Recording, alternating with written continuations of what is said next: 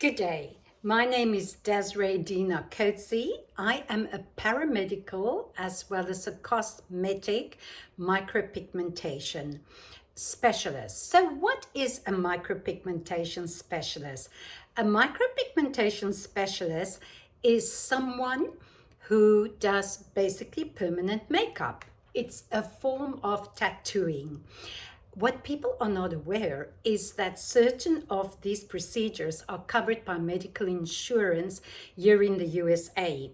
So, for instance, if you had a mastectomy and they cut out your areola, here is a picture.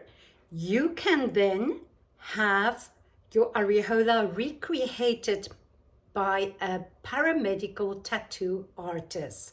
This is when we go in and we use tattoo pigment. It's not exactly the same than tattoo pigment, but it is a form and it is medical grade. And we then artistically recreate it.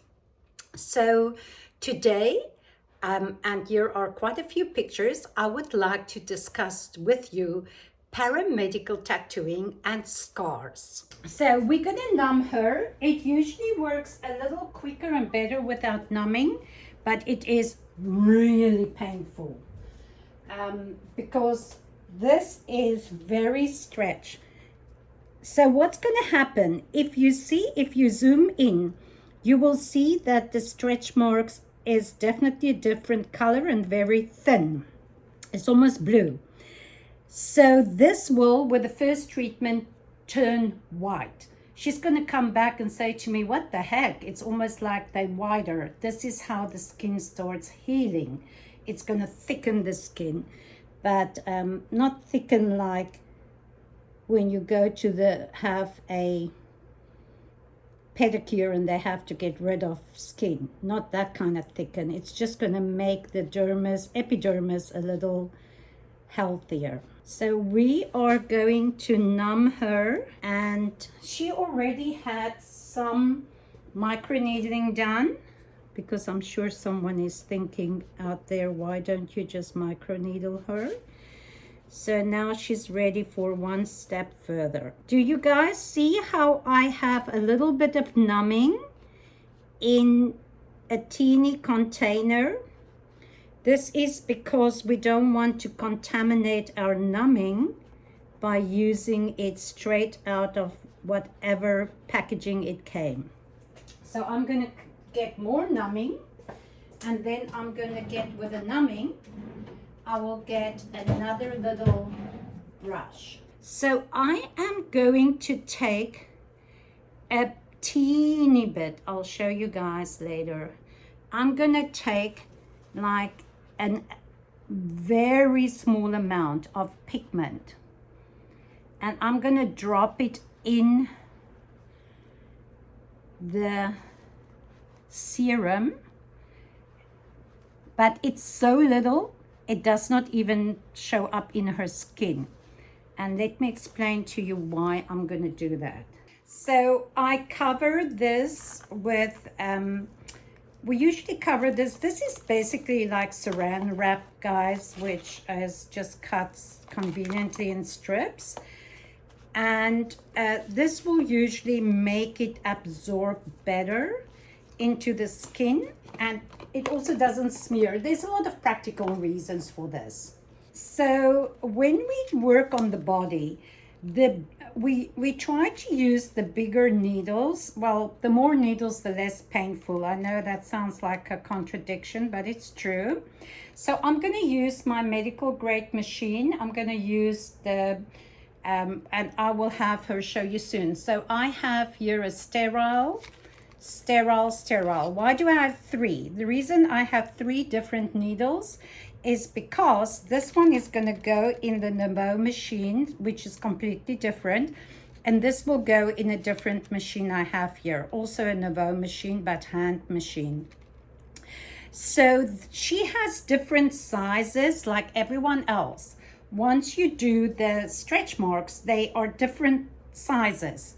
So you have to make sure that you try and not go over the stretch mark, because you don't want to thicken that skin. You want to stay inside. Okay, So this is why I have different needles. We usually set the needle at 2 millimeters. I like to see my needle to make sure I'm not too deep. So I would set it like at two and a little. Okay, I'm gonna literally put a drop of pigment there and then drop this in. This is how much you use. You don't use anything more because she didn't want pigment. And the only reason I do this is so when I put in the serum, I can see when it's done. And this is not going to have any effect on her treatment. You see, it literally hardly gives color to it.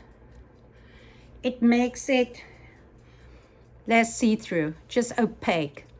But you have to make sure it's a color that goes with their skin.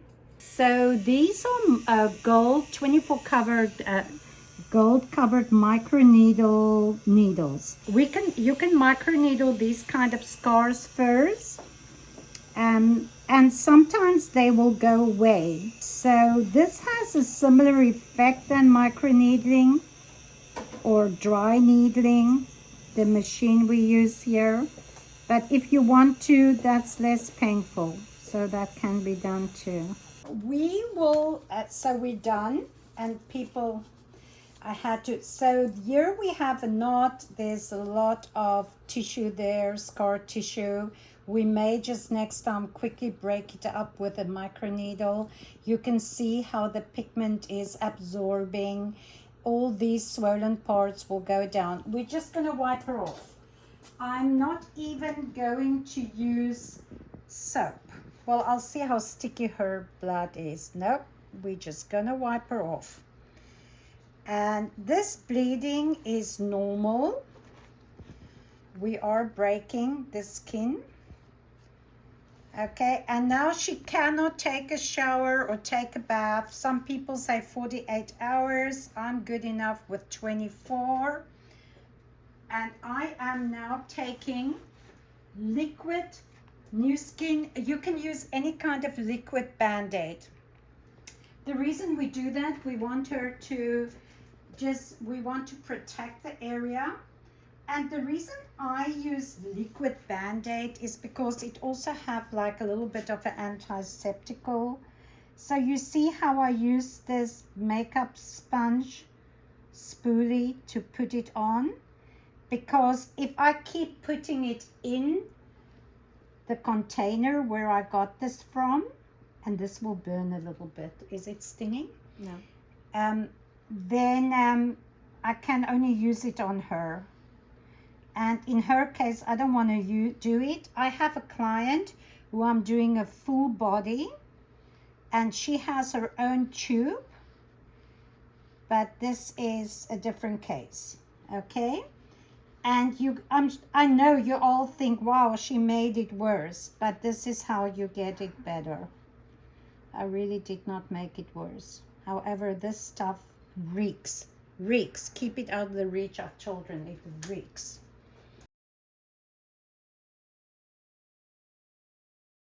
Okay, you will also avoid sun tanning. No sunbeds, no sun tanning, at least 2 weeks before your procedure. This is very important. The sun really affects the epidermis, and you do not want sun tanning, especially if you're going to go with pigment color, because when we insert the pigment, we're going to match it to your natural skin color. And when you do suntan, it will change a little bit as the rest of your skin. It will never be able to tan exactly like the rest of your skin, but you do not want us to match it to a suntan color, because what you're going to do in the winter, you're going to have little zebra stripes.